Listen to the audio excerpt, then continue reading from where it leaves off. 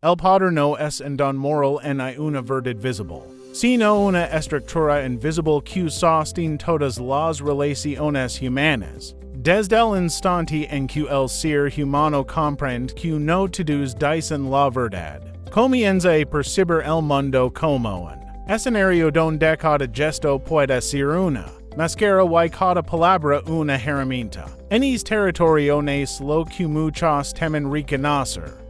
La psicología oscura del poder, donde la percepción importa, más que la realidad y donde la voluntad de dominar se disfraza de razón, justicia o necesidad.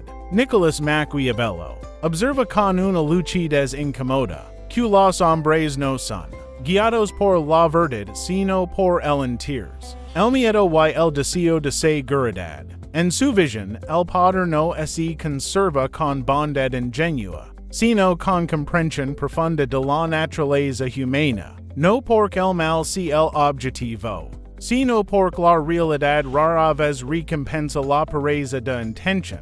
En ese sentido, el poder no es una cuestión de moralidad, sino de supervivencia psicológica dentro de un mundo donde todos interpretan, calculan y responden a incentivos visibles y invisibles. La psicología oscura del poder no se entiende como una simple colección de estrategias, sino como una forma de lectura del comportamiento humano. El ser humano rara vez actúa de manera transparente, incluso cuando cree ser sincero. Está influenciado por deseos inconscientes, por el temor o rechazo, por la necesidad de aprobación o por la ambición de reconocimiento. En este sentido, el poder no se ejerce únicamente sobre acciones, sino sobre percepciones. Quien domina la percepción de los demás, domina indirectamente sus decisiones. Sin embargo, esta dinámica no es exclusiva de figuras excepcionales o gobernantes. Está presente en la vida cotidiana, en cada interacción social donde hay intereses en juego.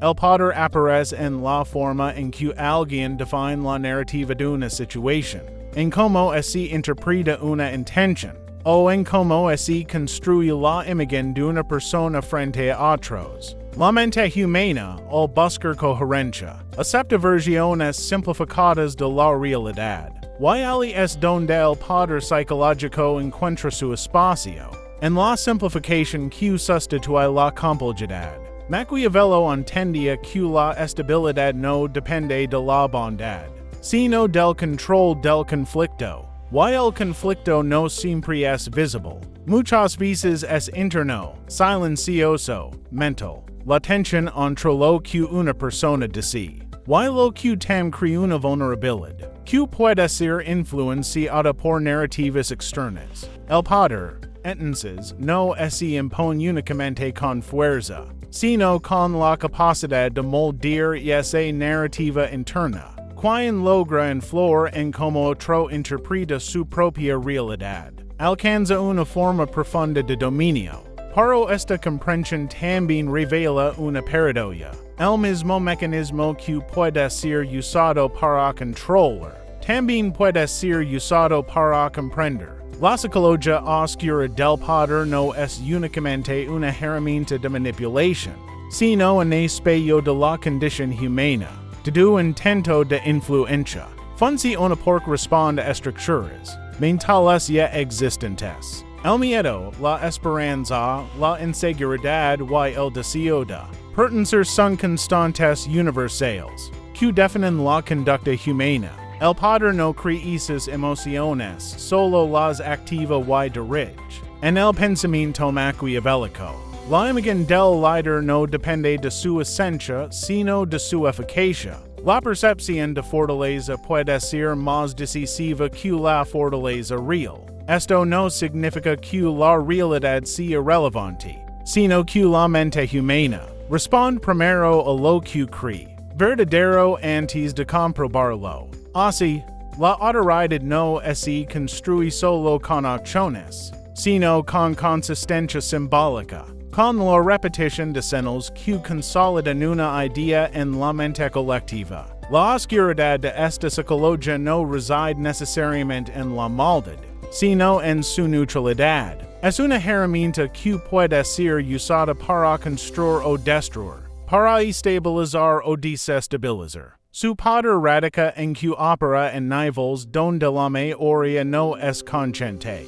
Las personas creen tomar decisiones racionales, pero en muchos casos están respondiendo a estructuras emocionales previamente activadas. Comprender esto no implica cinismo, sino lucidez. El verdadero peligro no es el conocimiento del poder, sino su uso inconsciente. Cuando las personas ignoran cómo funcionan las dinámicas de influencia, se convierten en participantes pasivos de sistemas que no comprenden. Maquiavelo no invitaba a la crueldad, sino a la claridad. Su visión revela que la ingenuidad no protege del poder, solo lo entrega a quienes sí lo comprenden.